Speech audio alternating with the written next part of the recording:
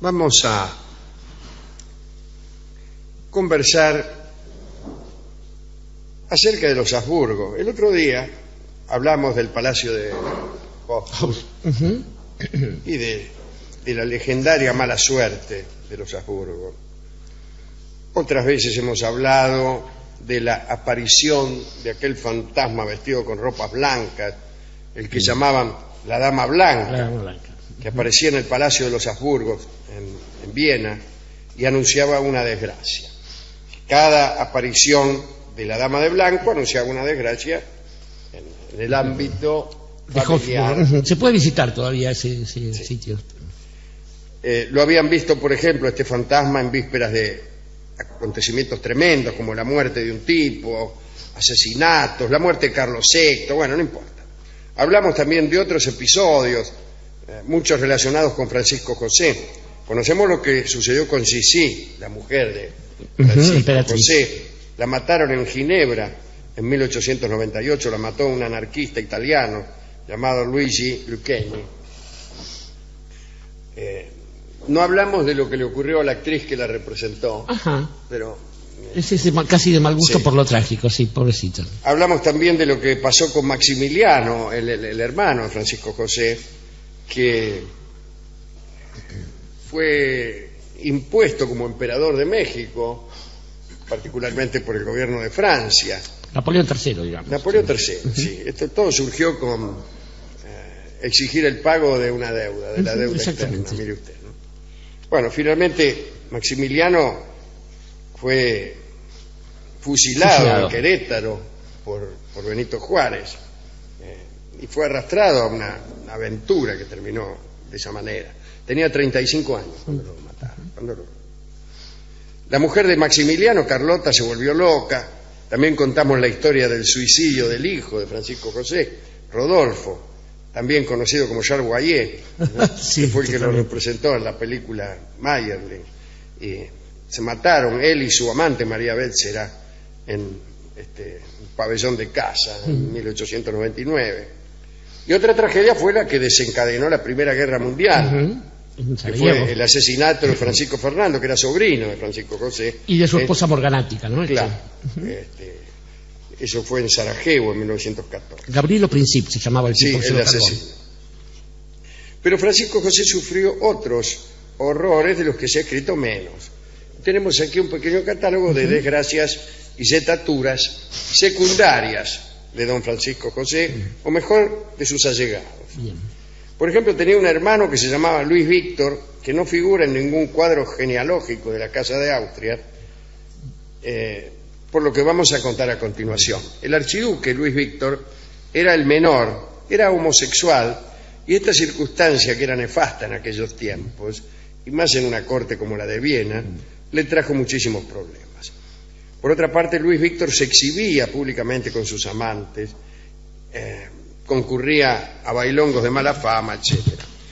Incluso organizaba orgías, una cosa que por ahí no le parecía muy conveniente al emperador de Austria, que era su hermano.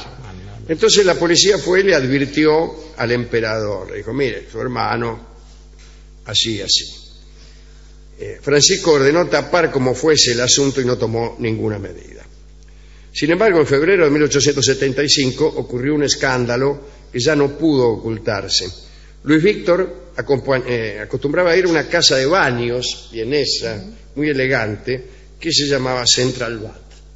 Está mal. ¿Qué tal? Aquí estoy. Un día se dirigió a un señor y este señor creyó que se le estaba insinuando esas viejas y trágicas historias. Entonces el tipo le dio una trompada, le dio. Se ocurre todavía hoy, calcule que no ocurriría en aquellos tiempos. Luis Víctor entonces gritó que era el archiduque de Austria y amenazó al que lo había golpeado con la cárcel. El tipo se enfureció todavía más y le dio una paliza a Luis Víctor, y los criados de la casa de baños tuvieron que transportar al archiduque hasta el palacio desmayado y maltrecho. El caso se conoció en Viena y el emperador se enojó. Lo desposeyó del título de archiduque y lo desterró al palacio de Klersheim en Salzburgo. Allí, aquel hermano menor de Francisco José vivió como un prisionero. Tenía prohibido salir y lo borraron del árbol genealógico, lo borraron. Finalmente, ya bastante tarde, quiero decir, como 30 años después, en 1914, se declaró oficialmente loco a Luis Víctor, hasta que en 1919 murió el pobre allí encerrado. Algunos dicen que el encierro de Luis Víctor no tuvo que ver con sus preferencias sexuales. Parece que en realidad Luis había advertido una vez a Sisi, a la mujer de Francisco José, que el emperador tenía un amante. Y esa, según dicen, habría sido la causa principal del castigo. Lógico. Por ortigo. Por buchón, claro. Además de esta locura de Luis Víctor, se sucedieron otras desgracias que se han contado poquísimo. La prima más querida del emperador, Clara, fumaba a escondidas del emperador y de su padre. Bueno, esta no es una desgracia, o sí. Solo al cabo de muchos años, pero bueno. Es decir, ella era una chica muy jovencita y entonces fumaba y se ocultaba para que no la vieran los padres. Un día estaba fumando por ahí en la ventana y apareció, no sé si la vieja o el viejo, no sé quién, y esta chica trató de ocultar el pucho y no tuvo mejor ocurrencia que metérselo en el peinado. Tenía un peinado alto, incluso tenía algunos moños y unas gasas, unos tules, yo qué sé, de suerte que el pucho agarró fuego y pasó lo que pasa cuando uno esconde un pucho en el jopo. Siempre. Me hierve la cabeza. A favor incluso de la glostora que se había puesto de alta combustión. Y en vez de irse a pagar a una pileta, salió corriendo. Ay, mamita. Bueno, no la pudieron agarrar, una tragedia, se murió. Sí, vamos.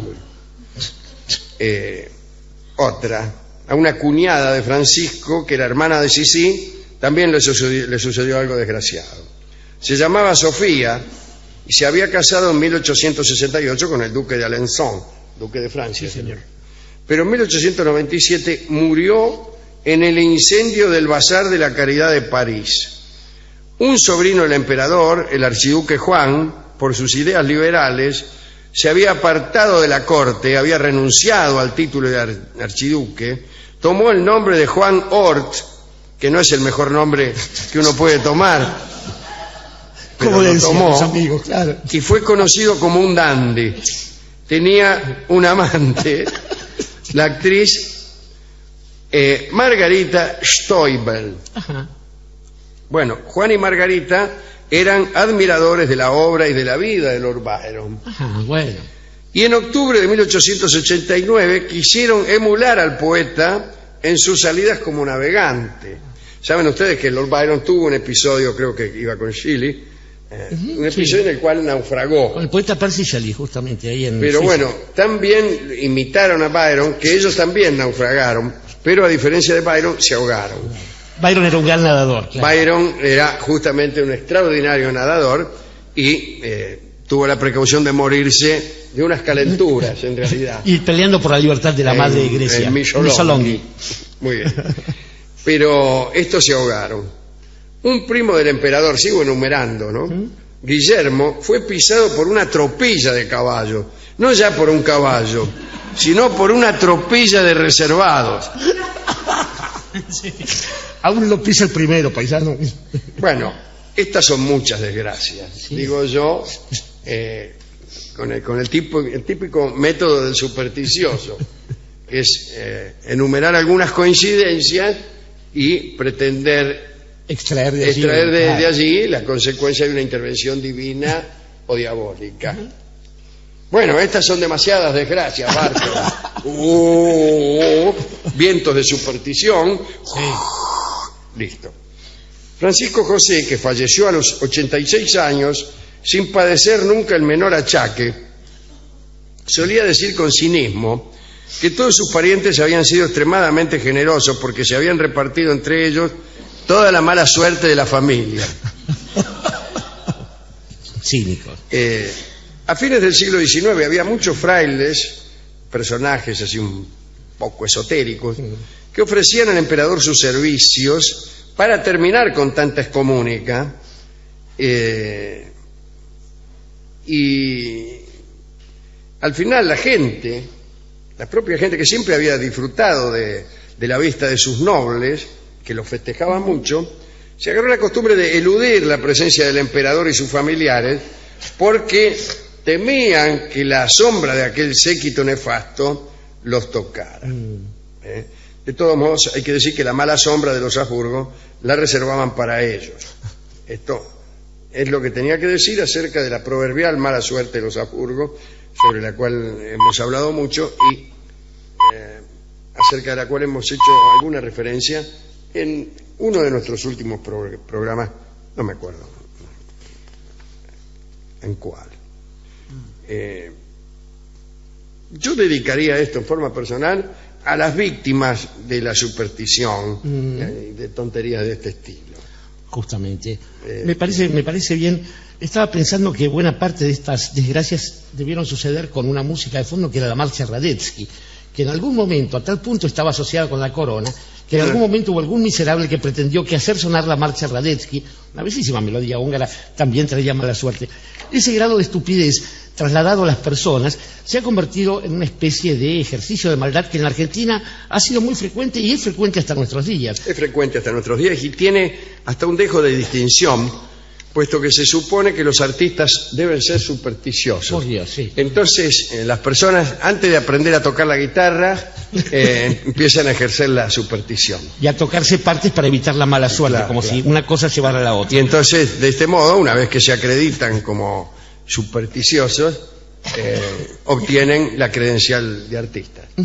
Ciertamente. Esto ha generado también muchas veces la opacidad o la progresiva desaparición de grandes artistas que han sufrido este tipo de cosas, por lo cual a nosotros en general nos indigna bastante.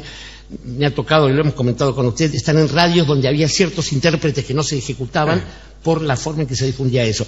Digo, eso es miseria, es pura miseria humana.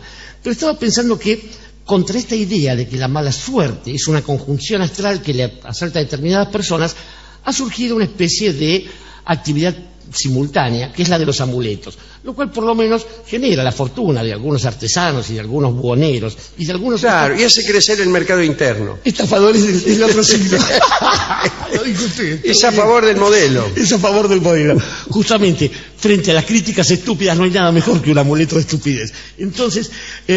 pero me parece también que en algunos casos uno debe tratar de ir un paso más allá de la superstición y un paso más allá de la estupidez humana, que siempre es bastante, y pensar que mucho más frecuente que la mala suerte es la condición humana en sus costados más oscuros, la de los falsos amigos, la de los acompañantes, la de los traidores, y eso hace que la mala suerte sea una especie de maldición que navega sobre el género humano, cuando en realidad no es el azar aquello que se vuelve súbitamente malo, sino justamente las personas. Y en ese sentido, por muchos amuletos que se compre uno, queridos amigos, uno tendría que saber que la mala suerte tal vez no tenga fin.